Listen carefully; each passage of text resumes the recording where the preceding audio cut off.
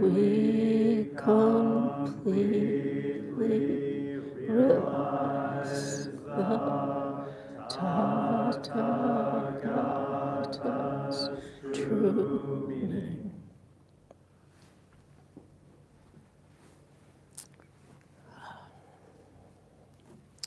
Good morning, everyone. If you can't hear me, I'm bad with volume on the best of conditions, so please make a signal and I'll do everything I can to be louder. Wow,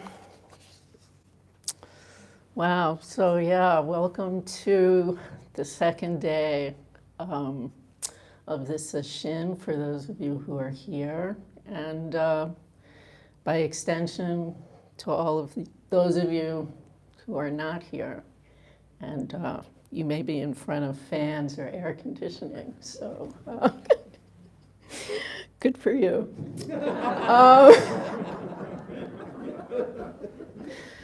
So it was the strangest thing. I mean, last night for some reason, because I had started a talk before I got here because I knew I wouldn't have much time, and then whatever the talk was that I was going to give, I realized once I got here, everything was just so completely different that it was just not a talk I could give. So we'll just see what happens here.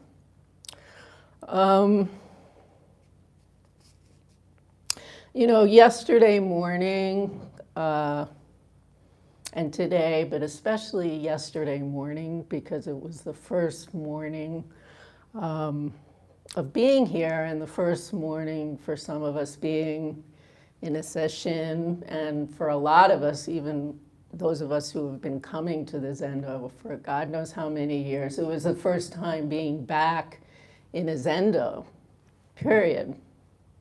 And even at the Zendo in the city, you know, the way that we're using the instruments and the services, everything's much more truncated due to our new COVID reality. So just hearing the sounds of the instruments and the bells and the quiet padding of people's feet, and just sort of the way that we're all starting to find our way into this session together. Really, I would say rediscovering the form as we go, because it's certainly not the same as it was. Of course, none of us can really remember it. But it's also showing us the value of that, as it's showing the other side of that. But anyway, it was just, I don't know, it was incredibly moving and emotional in a way that I did not expect. You know, it was kind of like, you know, in the spring and you see those first, I don't know if they're crocus or whatever, and they're coming through the hard earth, and just there they are, like orange and purple and yellow. That's what the bells kind of felt like.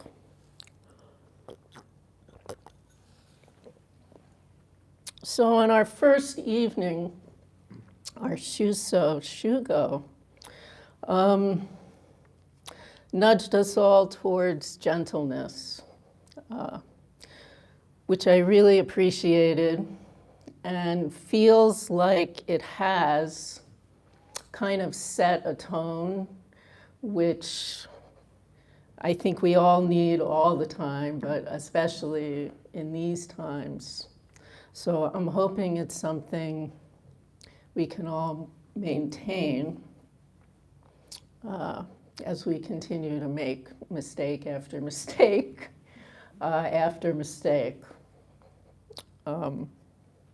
with each other and with ourselves. And to just really try to stay aware of when that voice changes, when it's not so gentle. And maybe you don't need to do anything with it other than just be aware that the tenor inside is different.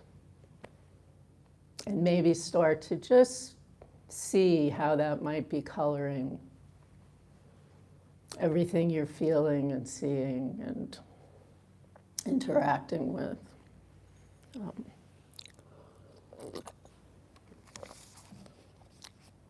So, you know, it's interesting because for those of you who are not here and are maybe newer to Zen, and those of you who are here and are newer to Zen,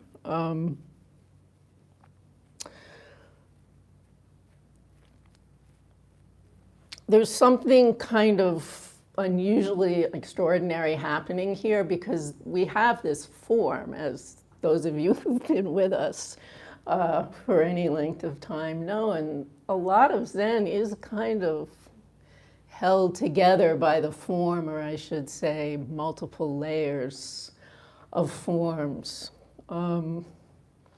that kind of choreograph, in a sense, our relationships. And while on one hand they can seem very strict, on another hand it's very freeing because we don't have to think about everything we're doing. We just bow 3 times. It's not like, oh my God, how many times do I bow? Do I bow here or do I bow there?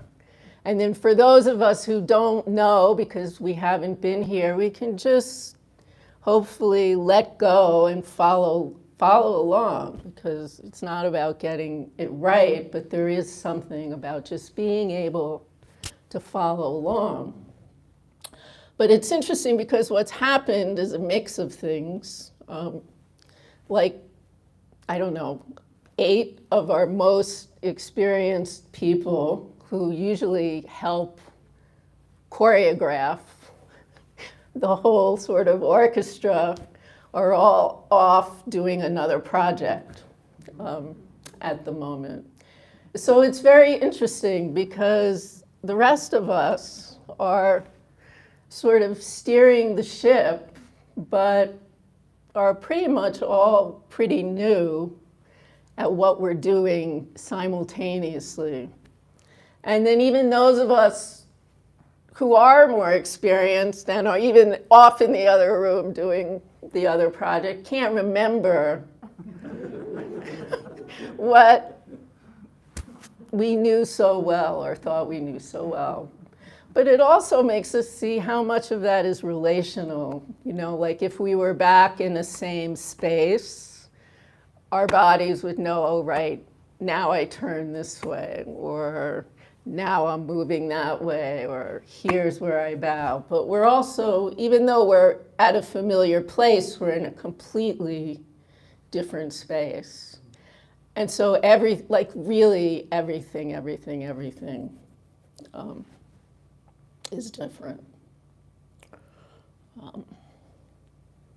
So it's kind of interesting. It's like we're remembering, finding, and creating the form that's holding us right now, which, I mean, we're always doing, but maybe we're not always as aware of it as we are now. And, you know, I was thinking about how easy it is to take that for granted.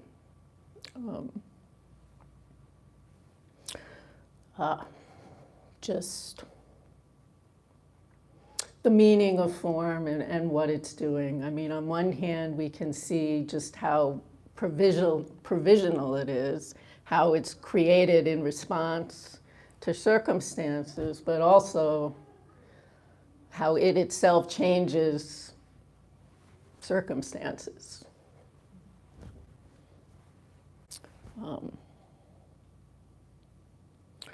So right now, reality as it is, on so many different levels and dimensions, from what's happening physically here to what's happening in the world and what we've been through, I think is really opening and changing our perspective on form. Maybe in some ways simultaneously freeing it, but also, I think I can safely say, for some of us, appreciating the importance of it and the value of it, of continuity and tradition and experience, and not to be bound by them, but to be shaped and guided and held by them. And it's interesting how when we're held, we can actually be more free and relaxed than when we're just sort of flailing around in ultimate freedom, trying to create our way from the ground up.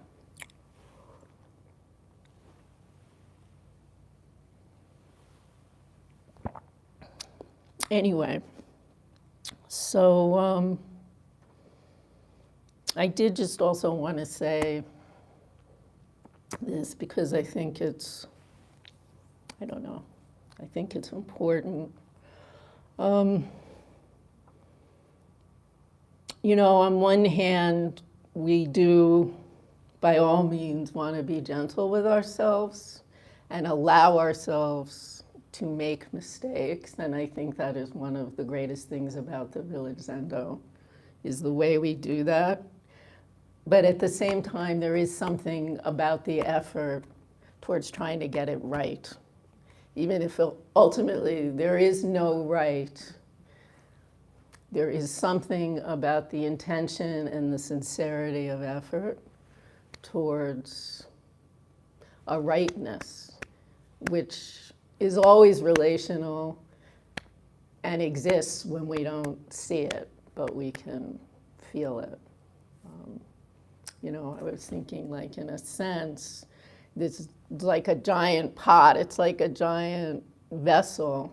And it's really, I would say, the sincerity and depth of intention in each of our efforts towards creating this vessel, which will either give it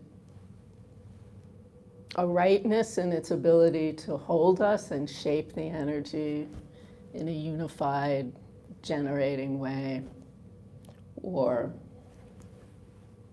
leaves us all flailing. So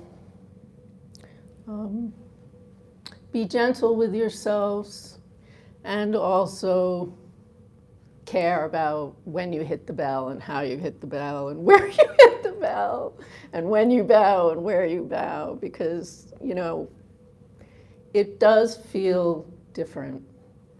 And just the effort itself is what makes the difference than just whatever. Okay.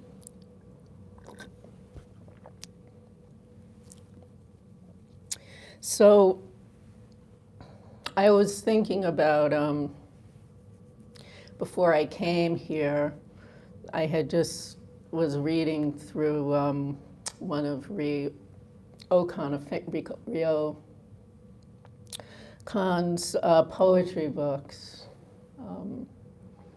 because I was, I guess, feeling a little anxious and stressed about, after all this time, leaving for Sesshin.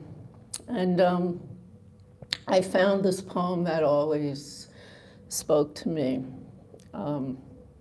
He says, "Firewood bundled on my shoulders, I descend a steep path down the green mountain. Occasionally, I rest a while under a tall pine, listening quietly to the spring birds sing."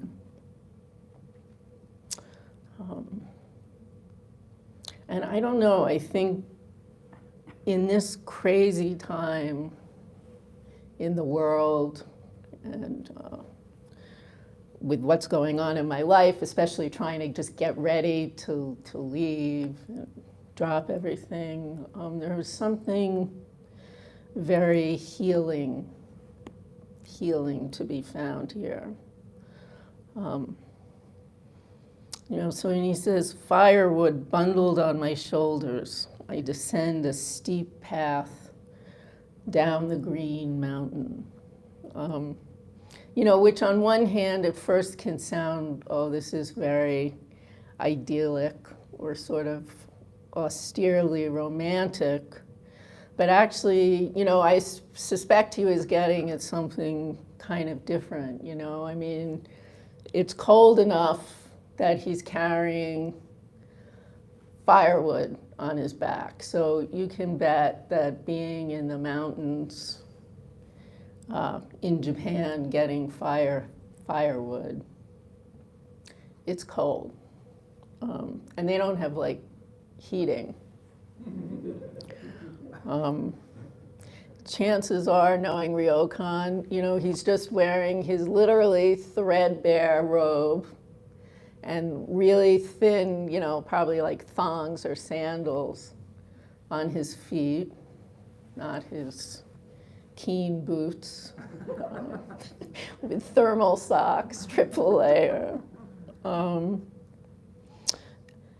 And he's carrying logs on his back, so that's a lot of weight.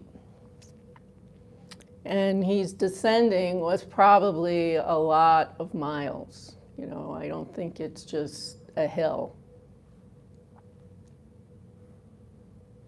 And these mountains are steep, and usually craggy as well as green. So not an easy descent. As anyone who's climbed anything knows, often going down can be harder than going up, I think. Jiryu probably knows. He's our rock climber, and Keishin now. And being green, because the mountain is green, he tells us, it's just full of life, So I think our lives, my life certainly, can feel like this a lot of the time. We're each carrying our own particular bundle of firewood, or we could say of dukkha, or our suffering. And sometimes the weight of our bundle seems heavier, and sometimes it may feel lighter. But as we know, it's never nothing. Or as she's been quoted a lot lately, Roseanne Rosanatana would say, if it's not one thing, it's another. And no matter how it may appear from the outside, because it's really easy to say, oh God, if I just had that life. No matter how it may appear from outside, you can be sure that we are, each of us, carrying not only our own particular burden, but also the larger collective one, even when we don't know it. Descending the path is steep, and depending upon the steepness, at any time these bundles can feel actually overwhelming. And I think what he's offering us is this as being almost our cue, if you will, to like, oh, wow, let me just stop here. He says, occasionally I rest a while under a tall pine. So just in the midst of this steep descent, he just occasionally needs to, when it just feels too much, I just stop and I rest a while under a tall pine. You know, and I think in order for us to go on, you know, we forget the medicinal and joyful value of just resting. How important that is. If we're lucky, maybe it is under a tall green pine. For those of us here, maybe it's under a chapel roof. Could also be in a small, hot, sweaty room with clanging bars in Sing Sing prison or any other prison, with sirens and horns bleeding outside the window, not birds singing. But once we actually really sit down where we are, it doesn't matter where we are. Traversing the Green Mountain, he just sat down under what was right on his path. And in this case, it was a green pine.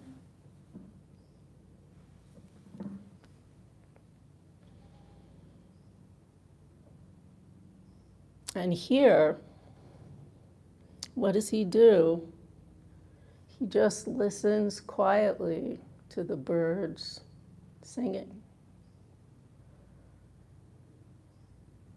Which actually, when I stop talking here in Connecticut, they actually are quietly just singing.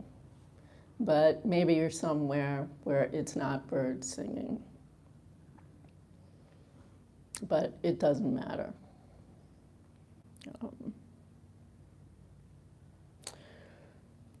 And, you know, I said as if by magic, because he's not really referring to resting in the ordinary way we think. Although, another hand, nothing could be more ordinary. You know, I think he's speaking to a resting of body and mind together.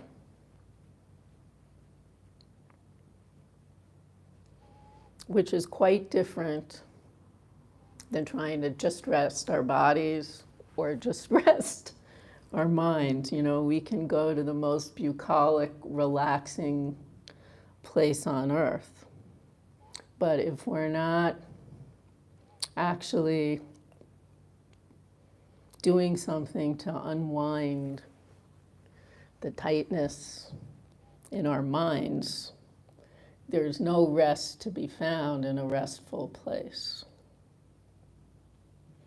But the power of Zazen is that even in the midst of hell, moments of inner peace can and will and do emerge if we make space for them.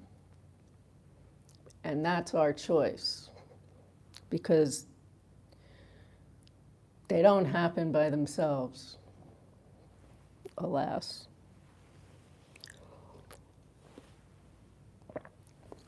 So the quality of rest for our body, minds, and hearts is just so fundamental, and it's so easy for us to forget and ignore. And there's a famous Zen thing where they say, cats, dogs, and cows never forget this. They know how to just let go and just be where they are and not lost in what could happen and did happen and might happen and is happening. They're just right now where they are, maybe just fine, Just give me a bowl of water or a blanket or whatever it is, piece of grass. So I think it's largely a recognition of this need that brings us all to practice, and especially to retreat. Because I think for most of us, we actually have to be taught how to lay our burdens down. We're not cats and we're not dogs and we're not cows. You know, we're really complicated human beings who have an uncanny ability to take the simplest thing and make it endlessly complicated. And this is in a world where things are, in fact, actually endlessly complicated. So we actually, have to allow ourselves and encourage ourselves to learn how to do this. And in the modern world, especially now with the phones and the computers and, information and everything else, it's not even natural anymore. If you go someplace to just hang out and take it easy and you don't have your phone with you or whatever, people are like, what do you mean you don't have your phone? Did you? It's like there's this quality of being on and plugged in by the second.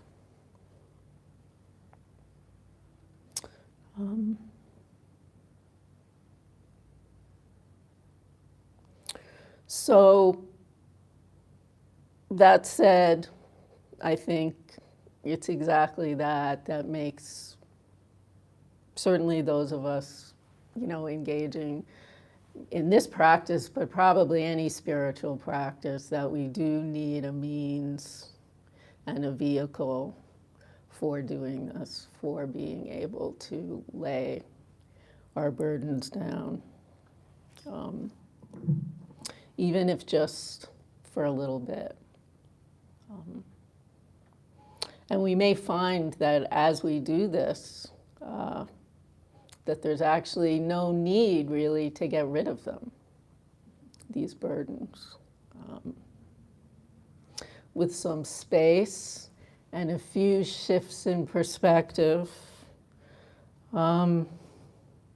actually we can just carry on, perhaps in a slightly different way, or perhaps refreshed in the way we've been going.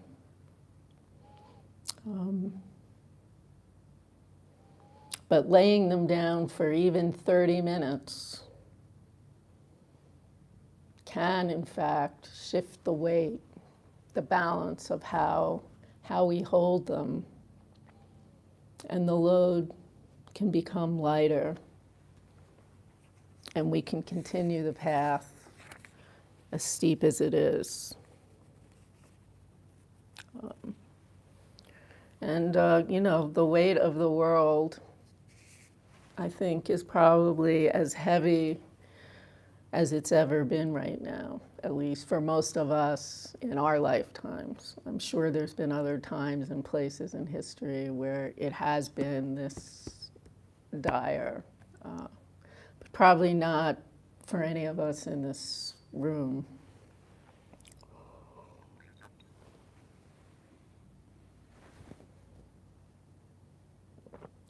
So, this load and this suffering is a collective gestalt now.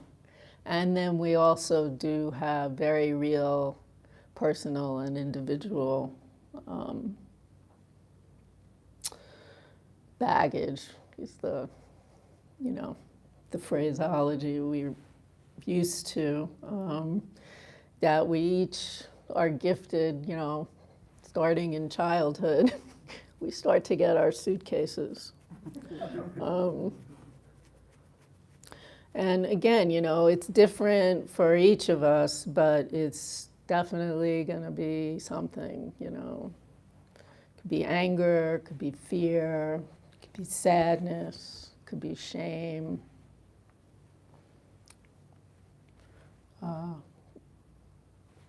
A good mix of all of them.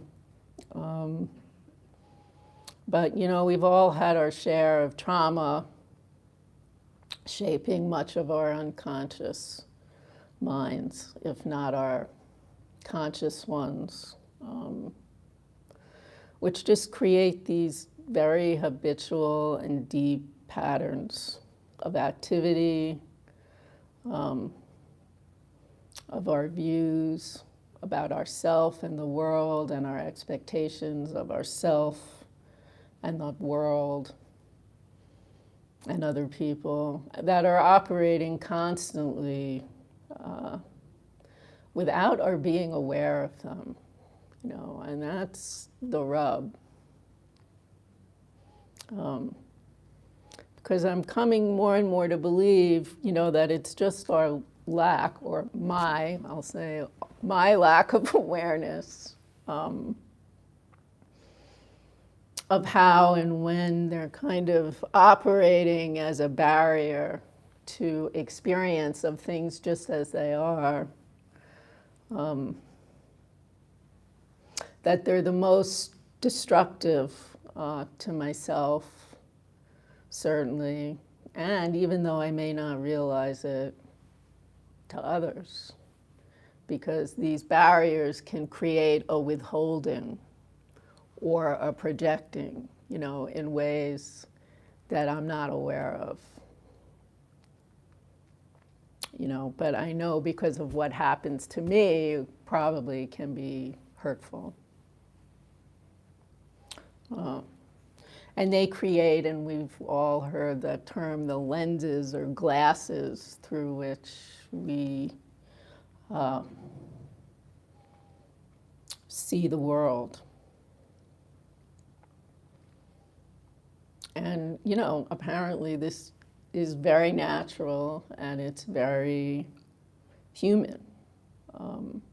It's not like we're ever not going to have them,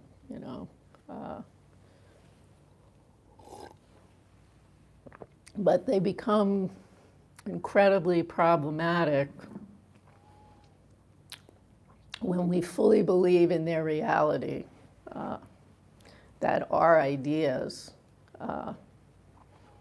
are actually solid and not necessarily real outside of our own minds. For myself, shame has been sort of the most damaging, probably, energy. And particularly when I don't recognize it. For others, it might be anger, you name it, the trauma I go through every time I have to speak in public is just, it's so intense, and it has nothing to do with what I do or I don't say. It's like just the experience of being myself here in front of other people, exposed, triggers everything in my body and my mind that, like, this is not gonna go well. This is not, this can't possibly lead anywhere good, It's just like danger, danger, danger, Will Robinson, danger, there is a part of me that actually believes every person in this room who I actually love and, have fairly good relationships, is just waiting to get me, or to, and it sounds insane. And when I say it and I recognize it, I can see that, yes, it's insane, but it's also very real. It doesn't matter if it's insane or it's not insane. It is an aspect that's very powerful, in my reality. And, the older I get, the more I can see, in a lot of ways, the damage that not seeing that has caused.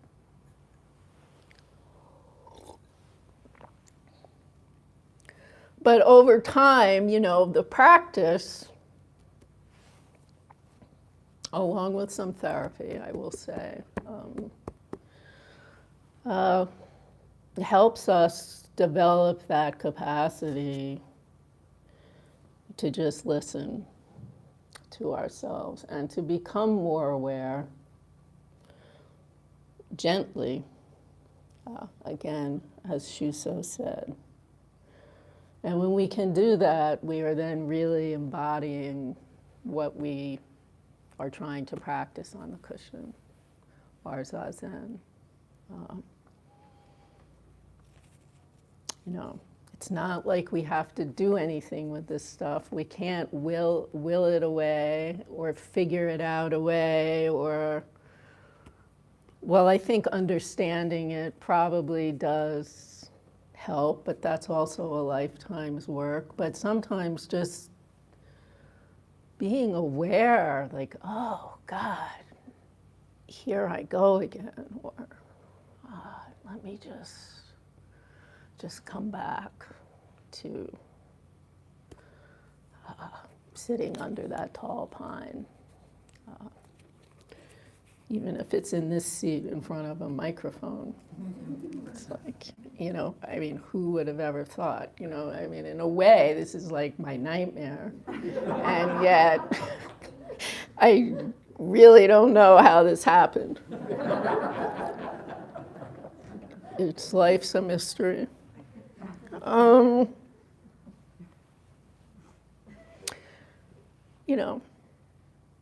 I will say, though, on the other hand, too, is it's important to not always just think of these things that we have to get rid of, Probably some of you have noticed I've given fewer talks, because there is a part of me that's also trying to practice listening to myself. It is traumatic for me. I joke about it, but,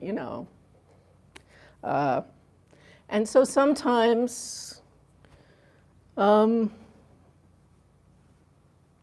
we maybe need to listen and to not do it and do some more healing or whatever. And then other times, I think it is important to get over ourselves and to just try to let it go and do it anyway and take the risk and push ourselves. And, I think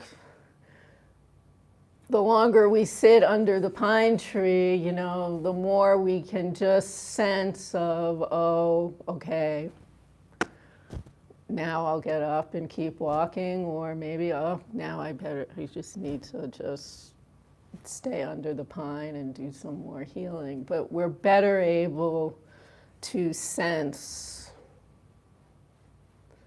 what we need to sense what's going on and what's needed for ourselves and, God willing, hopefully for other people. But when we don't listen to ourselves, we sure can't be there for other people. Can somebody tell me what time it is? Because I realize I have no idea. And Quarter till. What? Quarter till. And what time does this supposed to? 11:45. Oh, so. It is now 11:45. What time is it? It's 11:42. And what time is this supposed to end? 11:30.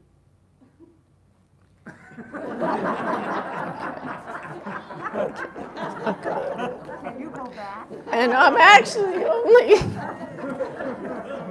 This is what happens when I don't talk for a while.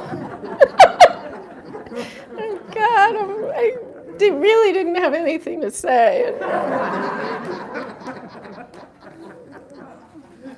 So, okay. I'll just leave you with 2 quotes because, our study text, what really, for me, was very helpful in my zazen and off the zazen is, if you do not propagate thoughts, they will not continue themselves.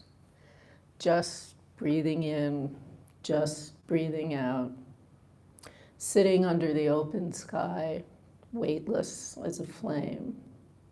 Even if 84,000 thoughts come and go, each will just simply display itself as the luminosity of perfect knowing itself if you do not hold on to them and simply allow them to go their own way. So whatever your stuff is, just be present to it, be aware of it, hold it, and let it go. And the next thing will come floating through the sky. That is our minds.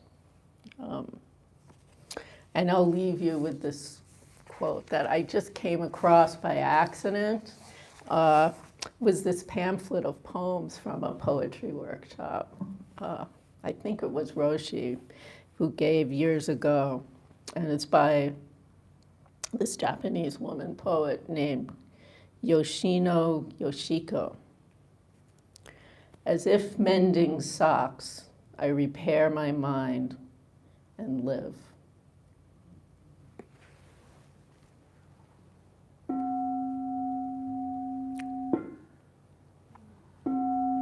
Sentient beings are numberless. I vow To say